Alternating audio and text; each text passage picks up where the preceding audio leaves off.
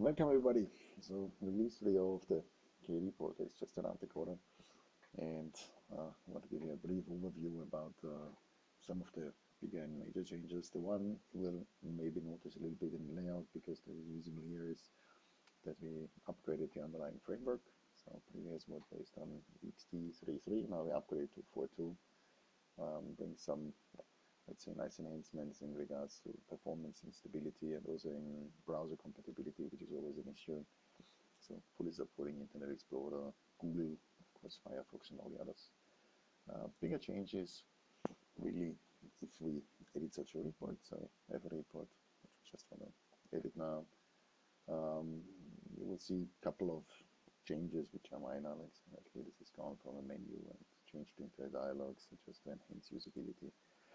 The bigger piece is on the right hand side, where we shifted from these three tabs we had, which was like selection, then the list fields and the charts, to an open structure. So into 5 tabs, we have selected, manipulate, present, visualize, and integrate.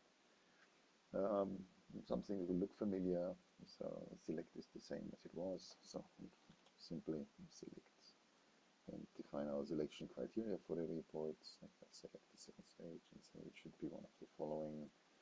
So some things like the multi-select that just comes with the framework upgrade. The second step is manipulation. So this defines all the criteria you have. Then we say, okay, what we manipulate, which fields we have, and also how we interact, what we do with functions and custom functions on the database, grouping, setting fixed values, the formulas we apply afterwards to the result, like we are calculating a weighted amount field, etc. This is the manipulation piece. This is standard. The bigger thing is now the next 3 parts. We say, okay, we need to present the data, we need to visualize, and then we need to integrate reports.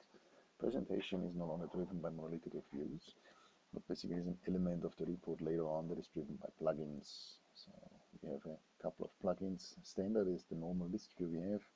Then comes other views which we provide free of charge, but we open it also up for customers and partners to implement their own presentation layers. The presentation basically says, how do I display the data?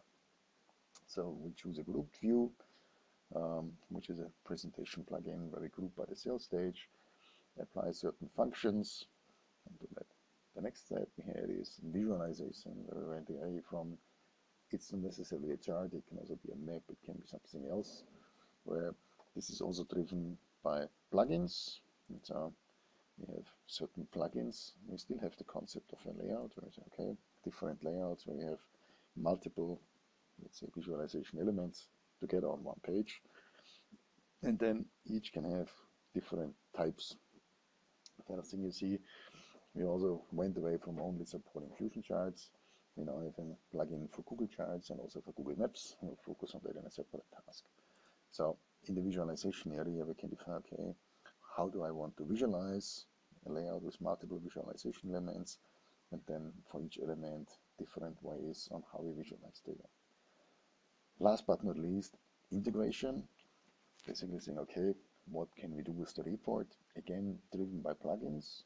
So presentation driven by plugins, visualization driven by plugins, integration driven by plugins. It's a complete new concept where we say, okay, what can integration mean? We can say we can export to CSV, we can turn this on or off. We can publish the report as a dashlet in phase 1. We can say, okay, do we allow the publishing or not? We can export to Excel. You see, with some of these, you have configuration options. With others are not. We can just turn on or off. And Query Analyzer is basically a tool that allows us to just better understand what the reporter is doing. So the shift really from 3 steps to 5, breaking it up. Integration, which was more or less woven into some of the areas, we cleaned this out, and also 4 of these 3 areas implemented the plugin architecture. So if you look at the report, as we have done with a certain presentation plugin, a visualization plugin, and some integration plugins activated, if we save that, what does it mean? Looking at the report, the structure in the report pretty much stayed as it is, but it's controlled differently. You still have the toolbar. In the toolbar, export and tools snapshots will be most likely moved in the same way into plugin area. is now driven by activated plugins. So we had CSV and Excel export. Excel export, by the way, being also something new where we get clear XLSX output. Tools, also driven no longer by menu setting, but really by activated plugins, like Query Analyzer, which also changed. Let's see, the query is there, it's a little bit more overview, also gives a clear explanation what the database is doing in the meantime. The second layer is visualization, which was earlier the chart area or maps area, whatever, but can be now combined more flexibly.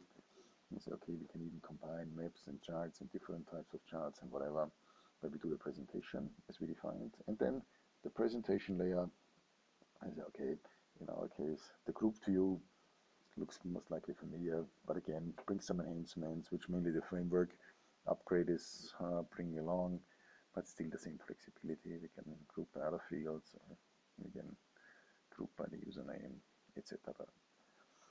So the key feature, a lot of things will look familiar, but we changed the way into these 5 steps from selection, manipulation, presentation, visualization, and integration, and the same new plugins and the complete plugin-driven architecture.